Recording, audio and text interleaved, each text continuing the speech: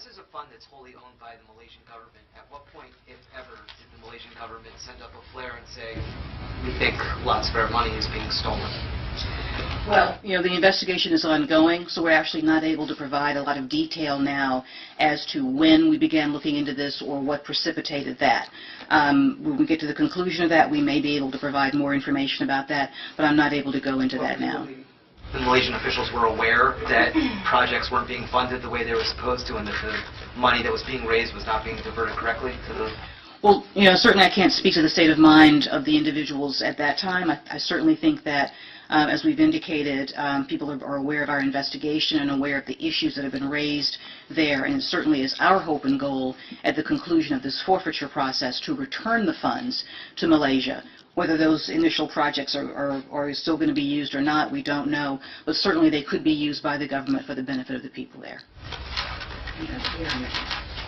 Thank you. Prime Minister Najib helped set up one IMDb in 2009, and he does not seem to be named in any of the court documents that you filed today.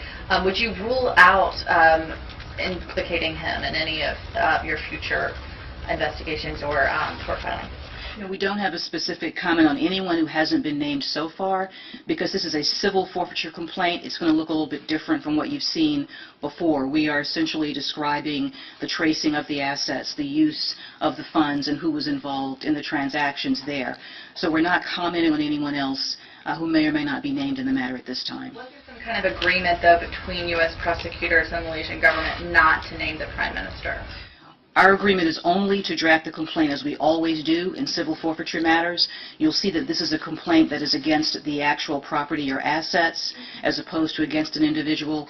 We don't have any announcements on anyone who's not named so far. So this will be a complaint that seeks to restrain and forfeit the specific assets mentioned. And then I'll come to you. If there are $3 billion misappropriated, why are you only seeking forfeiture of $1 billion? At this point, as you'll see from the complaint, which is rather lengthy, but you'll see from the complaint, we've been able to trace approximately $1 billion as having gone through the U.S. financial systems. And that money laundering essentially gives us the jurisdiction over those assets. We've also been able to locate specific assets in the U.S. and overseas. As also was described, however, and as often is common in corruption cases, a lot of the funds were dissipated, paying gambling expenses, lifestyle expenses, things of that nature, and so a lot of the funds have been dissipated.